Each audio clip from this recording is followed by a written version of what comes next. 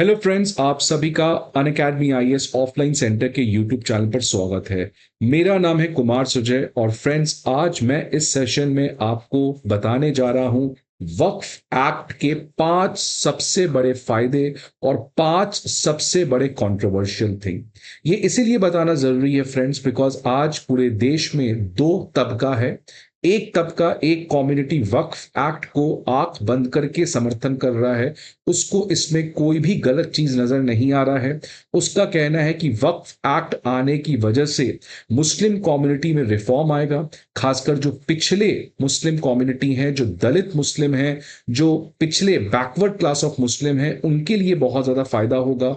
जो वुमेन है Islamic community के, उनको बहुत ज्यादा फायदा होगा। और जो जितने भी पॉलिटिकली कनेक्टेड मुस्लिम्स हैं, जो वक्फ के नाम पर एक बहुत बड़ा रैकेट चला रहे हैं जिससे वो पैसा कमाते हैं और पिछड़े मुसलमानों का कोई फायदा नहीं होता है, इससे इस्लामिक कम्युनिटी खासकर जो इंडिया में है उसको इससे बहुत ज्यादा फायदा होगा। दूसरा सेक्शन ये है जिसको वक्फ एक्ट में केवल बुराई ही दिखता है। उसको लगता है कि वक्फ एक्ट आने की वजह से मुस्लिम कम्युनिटी के ऊपर बहुत खतरा है, उनके मस्जिद, उनका ग्रेवयार्ड सब कुछ छिन जाएगा, सब कुछ बिक जाएगा। तो उनका यह कहना है कि वक्फ एक्ट हमारे फंडामेंटल राइट्स का वायलेशन है, बिकॉज आर्टिकल 26 में every community has the right to manage their own religious matter. तो उन लोगों के हिसाब से वक्फ एक्ट आने की वजह से मुस्लिम कम्युनिटी बहुत बड़े खतरे में है। बट इस ट्रुथ और हाइप के एनालिसिस में, इस फैक्ट और रेटोरिक के एनालिसिस में, इस सच और झूठ के स्ट्रगल के बीच में मैं आज कोई नया सच नहीं बताने जा रहा हूं, ना ही मैं आपके सामने यह कहने जा रहा हूं कि यह झूठ है, बिकॉज उतनी एनालिसिस, उतनी अंडरस्टैंडिंग मेरी नहीं है। आपको मैं बस फैक्ट्स रखने जा रहा हूं। आपको अपने हिसाब से अपना डिसीजन लेना है कि क्या वक्फ act is a good thing or it's a bad thing. I am not putting any of my biasness because most of the videos which you're finding circulating on any of the social media channel are full of rhetorics, propaganda, but I am not here to do any sort of such thing. मैं आपके सामने तथ्य रखूंगा, decision आपको खुद से लेना है। बट ऐसे बहुत सारे स्टूडेंट्स हैं जिनको वक्फ के बारे में कुछ बेसिक भी नहीं पता है, तो पहले मैं आपको वक्फ के बारे में एक चीज बता देता हूं। फ्रेंड्स, एंडोमेंट का नाम आपने सुना होगा। एंडोमेंट का मतलब होता है अपने प्रॉपर्टी को किसी दूसरे को देना। क्यों? बिकॉज आप चाहते हो कि उस प्रॉपर्टी का यूज करके आप कोई रिलीजन के बेनिफिट करवा सको या चैरिटेबल पर्पज से वहां पे स्कूल खुलवा दो। तो फॉर एग्जांपल, आपके पास एक प्रॉपर्टी है, आप इस प्रॉपर्टी को डोनेट करना चाहते हो बिकॉज आप चाहते हो कि इस प्रॉपर्टी को यूज करके कोई यहां पे मंदिर बन सके या यहां पे कोई मस्जिद बन सके जिससे रिलीजियस फुलफिलमेंट हो सके, या आप चाहते हो यहां पे कोई स्कूल खुले या हॉस्पिटल खुले जहां पे गरीब बच्चे और गरीब मरीज आकर अपना इलाज कर सके। इसी प्रैक्टिस को एंडोमेंट कहते हैं। और एंडोमेंट का जो ये प्रैक्टिस है, ये हर एक धर्मों में है, हिंदू में भी है, मुस्लिम में भी है। अगर हम हिंदू एंडोमेंट की बात करें तो हिंदू एंडोमेंट को हम लोग ट्रस्ट के नाम पर जानते हैं। फॉर एग्जाम्पल, अगर आप बिहार की बात करें तो बिहार में एक कानून है which is Bihar religious trust. इसका एक बेस्ट एग्जाम्पल है हमारा महावीर ट्रस्ट, जहां पे महावीर टेम्पल है। तो हिंदू एंडोमेंट को हम लोग ट्रस्ट जानते हैं, और ट्रस्ट के लिए बिहार सरकार ने कानून लाया है कि ये जो प्रॉपर्टी एक हिंदू कम्युनिटी का पर्सन डोनेट करेगा, इसको कैसे रेगुलेट किया जाए, इसमें ये कैसे इंश्योर किया जाए कि इस प्रॉपर्टी को बेस्ट तरीके से मैनेज किया जाए, उन सभी चीजों के लिए एक बिहार रिलीजियस एक्ट लाया गया है। और इसी एक्ट के अंदर महावीर ट्रस्ट बनाया गया है। अब ये जो महावीर ट्रस्ट है, जो बिहार रिलीजियस एक्ट के अंदर बनाया गया है, ये स्टेट इसके ऊपर कंट्रोल रखती है। अगर हम मुस्लिम कम्युनिटी की बात करें तो मुस्लिम एंडोमेंट जो है वो एक स्पेशल तरीके का ट्रस्ट है जिसको हम वक्फ कहते हैं।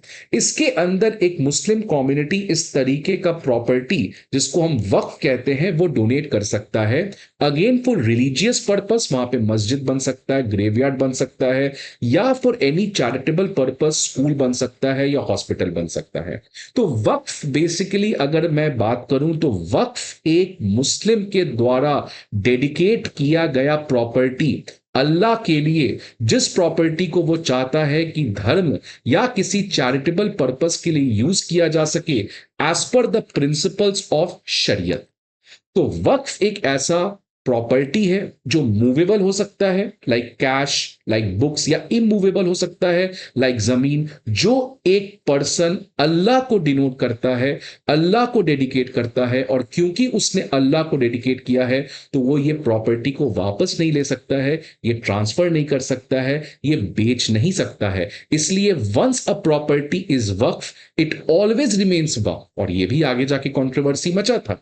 तो वक्फ एक तरीके का दोस्तों प्रॉपर्टी है जो मूवेबल या इमूवेबल हो सकता है, जो कोई व्यक्ति अल्लाह को डेडिकेट करना चाहता है बिकॉज वो चाहता है कि उस प्रॉपर्टी को यूज करके रिलीजियस पर्पस को फुलफिल किया जा सके या कोई चैरिटी का काम किया जा सके। और ये कौन सा एक्टिविटी होगा? ये एक्टिविटी शरिया जो इस्लामिक लॉ है उसके प्रिंसिपल के आधार पर करना चाहिए।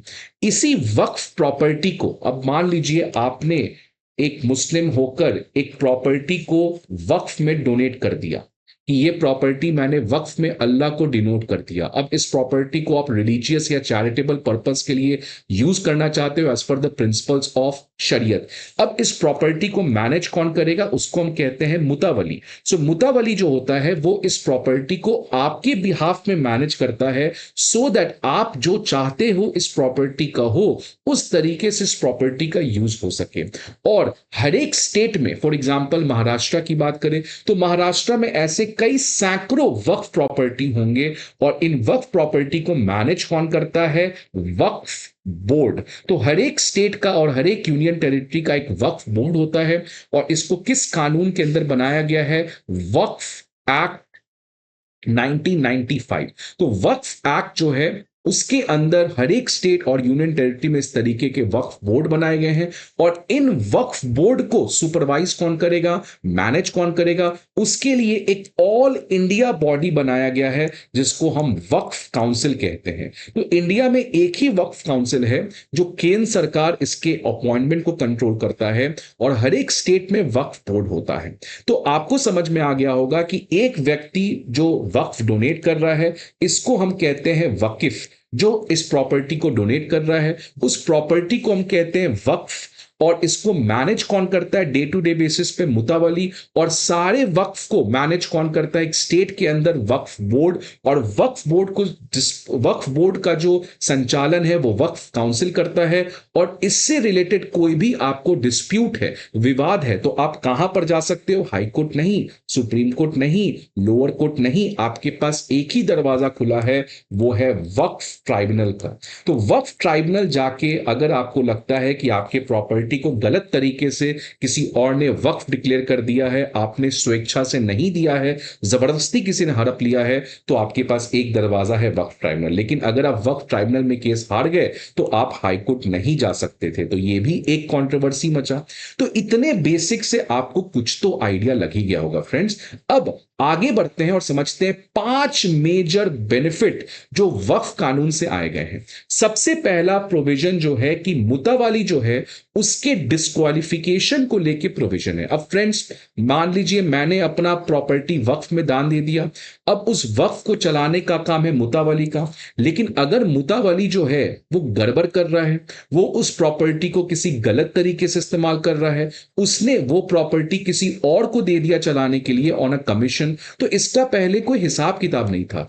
अब इस अमेंडमेंट एक्ट में यह कहा गया है कि अगर मुतावाली ऐसा कुछ करता है तो उसको डिस्क्वालीफाई कर दिया जाएगा, जो पहले प्रोविजंस नहीं था।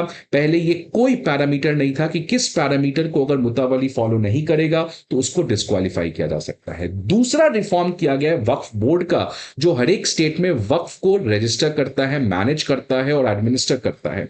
सबसे बड़ा प्रॉब्लम क्या था दोस्तों? इस वक्फ बोर्ड में जो रिप्रेजेंटेशन था वो केवल कुछ पॉलिटिकली कनेक्टेड मुस्लिम्स का था। मतलब जो मुस्लिम्स के पिछड़ा तबका है, क्योंकि आपको पता है हिंदू कम्युनिटी में दलित जैसे पिछड़ा है वैसे ही मुस्लिम्स में भी दलित मुस्लिम्स होते हैं। जो पिछड़े मुस्लिम्स है उनका रिप्रेजेंटेशन लगभग ना के बराबर था। इसके अलावा महिलाओं का जो रिप्रेजेंटेशन है वो भी वक्फ बोर्ड में नहीं था। और इंडिया क्योंकि एक हेट्रोजेनस कंट्री है, एक डाइवर्सिफाइड कंट्री है, तो अभी तक वक्फ बोर्ड में नॉन मुस्लिम्स का रिप्रेजेंटेशन नहीं था। तो इंडिया में डाइवर्सिटी को इंश्योर करने के लिए, महिलाओं का भागीदारी करने के लिए कि महिला मुस्लिम जो है वो भी अपने इच्छा को यहां पे रख सकती है, और जो पिछड़े मुस्लिम्स हैं, जो अजलस हैं, जो नहीं उनके पास पॉलिटिकल कनेक्शंस हैं, वो भी वक्फ बोर्ड के अंदर काम कर सकते हैं। और एक सबसे बड़ा रिफॉर्म है दोस्तों कि पहले अगर मान लीजिए इस प्रॉपर्टी को लेके विवाद हो गया कि ये प्रॉपर्टी किसका है, क्या इस पर्सन ने रियली इस प्रॉपर्टी को वक्फ में डोनेट किया है, या वक्फ बोर्ड ने या किसी और पर्सन ने जानबूझकर इस प्रॉपर्टी को हड़प लिया और अपने हड़पने के बाद कह दिया कि ये प्रॉपर्टी वक्फ है। तो अब पहले क्या होता था कि वक्फ बोर्ड ने अगर डिसाइड किया कि ये जो प्रॉपर्टी है ये वक्फ का है, तो फिर आपका चॉइस खत्म। तो वक्फ बोर्ड के पास ये पहले पावर था कि अगर कोई डिस्प्यूटेड प्रॉपर्टी है तो उस केस में वक्फ बोर्ड जो है वो डिसाइड कर सकता है कि ये जो प्रॉपर्टी है ये वक्फ का है कि नहीं है। अब इस तरीके का डिसीजन वक्फ बोर्ड नहीं ले सकता है। अब ये पावर चला गया है डिस्ट्रिक्ट मजिस्ट्रेट के पास, जो इन्वेस्टिगेट करेगा कि क्या रियली ये प्रॉपर्टी वक्फ का है कि नहीं है, और फिर फाइनली स्टेट गवर्नमेंट उस प्रॉपर्टी को नोटिफाई करेगी।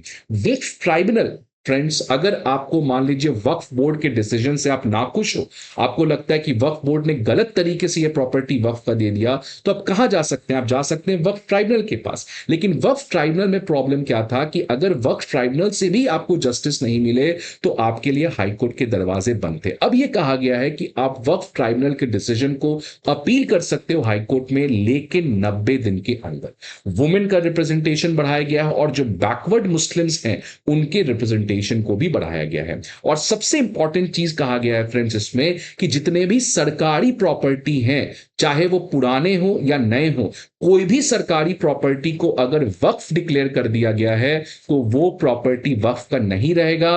विच सिंपली मींस कोई भी गवर्नमेंट प्रॉपर्टी अब कभी भी वक्फ का नहीं हो सकता है। और जितने भी ऐसे पुराने प्रॉपर्टी हैं जो गवर्नमेंट प्रॉपर्टी हैं लेकिन उसको वक्फ डिक्लेयर किया गया है, वैसे चीजों को रद्द कर दिया जाएगा। अब ये पता कौन करेगा कि ये सरकारी प्रॉपर्टी है कि नहीं है? तो अगेन यहां पावर दिया गया है डिस्ट्रिक्ट मजिस्ट्रेट को। तो ये भी इंपॉर्टेंट रिफॉर्म है, बिकॉज बहुत सारे गवर्नमेंट प्रॉपर्टी को वक्फ डिक्लेयर कर दिया गया है। इसका बेस्ट एग्जांपल है सूरत म्युनिसिपल कॉर्पोरेशन जो गुजरात में है, उसकी बिल्डिंग को गुजरात वक्फ बोर्ड ने वक्फ डिक्लेयर कर दिया। उसके बाद खूब कंट्रोवर्सी बचा। तो ये 5 मेजर बेनिफिट्स हैं जो काफी अच्छे चीज हैं। अगर मैं 5 मेजर चैलेंजेस की बात करूं तो इसमें सबसे पहला चैलेंज है कि आपने कहा कि मुस्लिम के वक्फ बोर्ड में डाइवर्सिटी होना चाहिए। तो अयोध्या ट्रस्ट की अगर मैं बात करूं जो राम मंदिर को बनाने के लिए किया गया है, उस अयोध्या ट्रस्ट में कहा गया है, या इनफैक्ट उसमें कोई भी प्रावधान नहीं है कि कोई नॉन हिंदूज हो सके। इनफैक्ट अयोध्या ट्रस्ट में जो अयोध्या मंदिर के लिए बनाया गया उसमें यह कहा गया है कि डिस्ट्रिक्ट मजिस्ट्रेट जो है वो एक्स ऑफिशियो मेंबर होगा उस ट्रस्ट को, उस चीज को मैनेज करने के लिए। लेकिन अगर वो डीएम हिंदू नहीं है तो एडीएम जो है वो उस पर्टिकुलर ट्रस्ट का मेंबर होगा। मतलब इफेक्टिवली कोई भी नॉन हिंदू अयोध्या ट्रस्ट का या कोई भी ट्रस्ट का, महावीर ट्रस्ट, गुरुद्वारा ट्रस्ट का मेंबर नहीं हो सकता है। तो जब आप डाइवर्सिटी की बात कर रहे हैं तो आपको हर एक धर्म में इसी तरीके के डाइवर्सिटी को इंश्योर करना पड़ेगा। दूसरा, जो वक्फ बोर्ड का सीईओ है उसको कहा गया है कि पहले क्या था कि ये जो वक्फ बोर्ड का सीईओ है, जो एक तरीके से चेयरमैन कह लीजिए, वो पहले जरूरी था मुस्लिम होना। अब उसको कह दिया गया है कि सीईओ ऑफ वक्फ बोर्ड जो है वो नॉन मुस्लिम भी हो सकता है। तो यह भी एक बहुत बड़ा डिस्प्यूट है कि जो वक्फ के प्रॉपर्टी को मैनेज करने के लिए बोर्ड बनेगा उसमें आप कह रहे हो कि वो नॉन मुस्लिम भी हो सकता है। तो यह बेसिकली आर्टिकल 26 का वायलेशन है, जो अधिकार देता है कि वो अपने रिलीजन को, वो अपने रिलीजियस एक्टिविटीज को खुद से रिफॉर्म कर सकते हैं, खुद से चला सकते हैं। Waqf reform should come from the community. ये भी तीसरा है कि आपने जो वक्फ में किया है उसमें बहुत ज्यादा चीज ठीक है। आपने जो लूटपाट मचा हुआ है वक्फ में, बिकॉज फ्रेंड्स अगर मैं बता दूं इस समय वक्फ के पास लगभग 10 लाख एकड़ प्रॉपर्टी है इंडिया में, लेकिन इससे सालाना रेवेन्यू जो आता है वो मात्र 126 करोड़। आप समझिए, एक 10 लाख एकड़ जमीन और प्रॉपर्टी रेवेन्यू कितना रहा है? 126 करोड़। मतलब घपला तो चल रहा है। तो वक्फ में रिफॉर्म लाना चाहिए था, बट रिफॉर्म लाएगा कौन? मुस्लिम कम्युनिटी को लाना चाहिए था। अब जब ये बिल इंट्रोड्यूस हुआ लोकसभा में तो आपने भेज दिया इसको ज्वाइंट पार्लियामेंट्री कमेटी, और जो ज्वाइंट पार्लियामेंट्री कमेटी के चेयरपर्सन थे वो बीजेपी के एमपी थे, जगदंबिका पाल। तो अगेन आपने क्यों नहीं मुस्लिम कम्युनिटी को स्टेक होल्डर बनाया? ये भी उनका कहना है कि रिफॉर्म करना और दूसरे कम्युनिटी, दूसरे के बिहाफ पे रिफॉर्म करना, ये दोनों अलग अलग चीज है।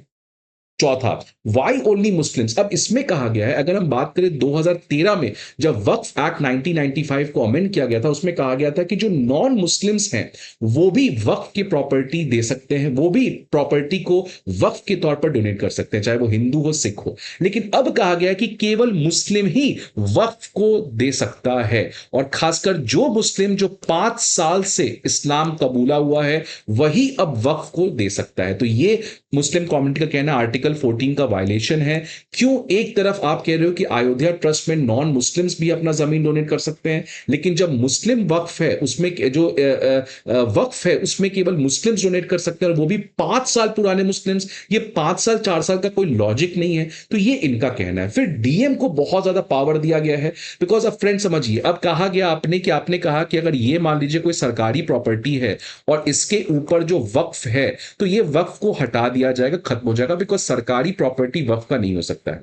अब सरकार का पक्ष कौन रखता है? डीएम। और इस डिस्प्यूट को कौन देखेगा कि क्या ये गवर्नमेंट प्रॉपर्टी है या क्या ये वक्फ का है? वो भी डीएम है। तो मतलब सरकार का अपॉइंटेड पर्सन डीएम, वो खुद सरकार के बिहाफ पे केस लड़ रहा है। तो ये प्रिंसिपल ऑफ नेचुरल जस्टिस के खिलाफ है, और डीएम के पास ऑलरेडी इतने काम है, तो क्यों आपने डीएम के ऊपर एक्स्ट्रा पावर बढ़ाया? तो ये कुछ मेजर लूपहोल्स हैं इस पर्टिकुलर एक्ट में। ऑल्दो ये टॉपिक बहुत ही बड़ा है, बहुत ही कंट्रोवर्शियल है, और भी इसमें बहुत सारे बेनिफिट हैं, but this video is a short video for you to understand the 5 major benefits and 5 major challenges. इसके अलावा आपको क्या लगता है और क्या बेनिफिट है और क्या चैलेंजेस हैं, आप कमेंट बॉक्स पे डालें। Again maybe I will make a video on detail. So friends, I hope आपको ये वीडियो अच्छा लगे। See you again some another video. Till then, goodbye and take care.